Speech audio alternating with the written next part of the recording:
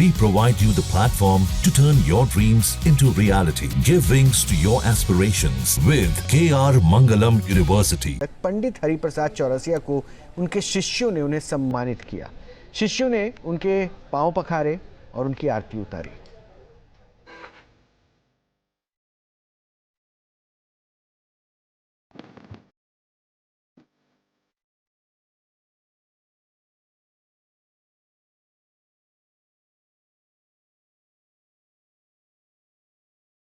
जब हवा बांस के एक टुकड़े से होकर गुजरती है और उससे निकली मधुर आवाज आत्मा को छूने लगती है, तब कहीं ना कहीं हरिप्रसाद चौरसिया की बांसुरी बज रही होती है।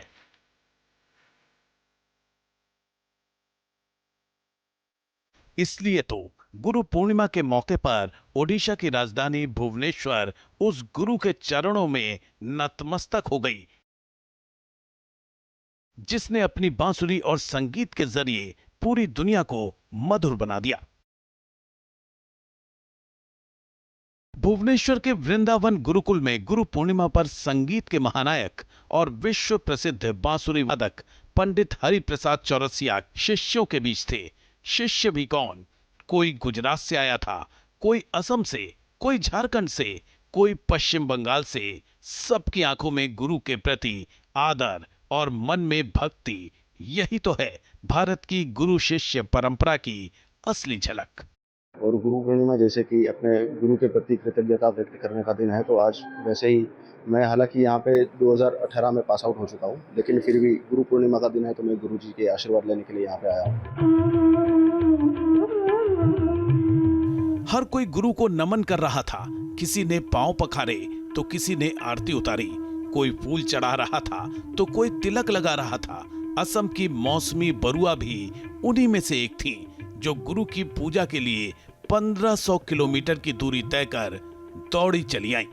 मैं स्कूल में थी तब से गुरुजी की प्रोग्राम हम लोग डीडी नेशनल और तब यूट्यूब में इतना नहीं, डीडी नेशनल टीवी में देखते थे और ऐसा हमेशा सोचते कभी इनसे मुलाकात हो जाए एक बार। और गुवाहाटी में एक बार मुलाकात हुआ था और तब गुरुजी से पूछा था कि हम बांसुरी सीख सकते हैं क्या? गुरुजी बोले आ जाओ। यहाँ आने के बाद तो संगीत अलग ही है।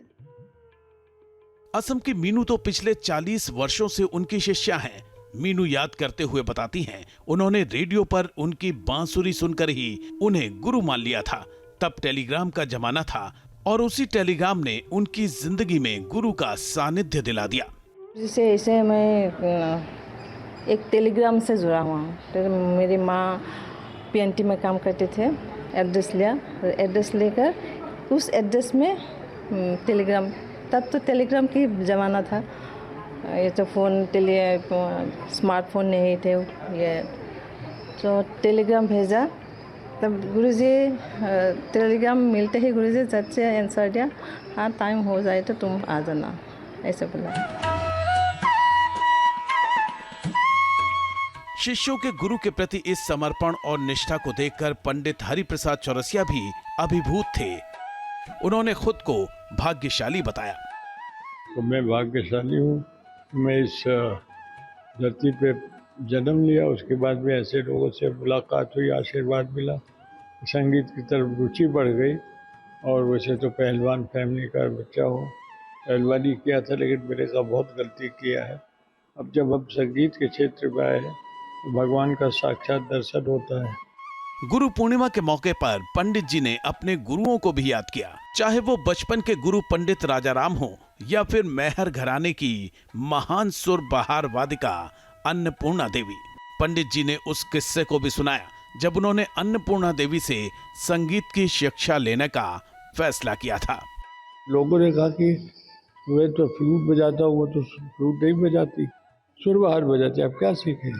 मैंने कहा भैया आप समझो, मैं उससे म्यूजिक सीखूंगा, वो जो अपने वाद्य में बजा रहे उसी को मैं अपने वाद्य में बजाना चाहता हूँ। एक उसका साउंड, उसकी ध्वनि अलग होगी, स्टाइल अलग होगा, इस वजह से मैं सीख रहा हूँ।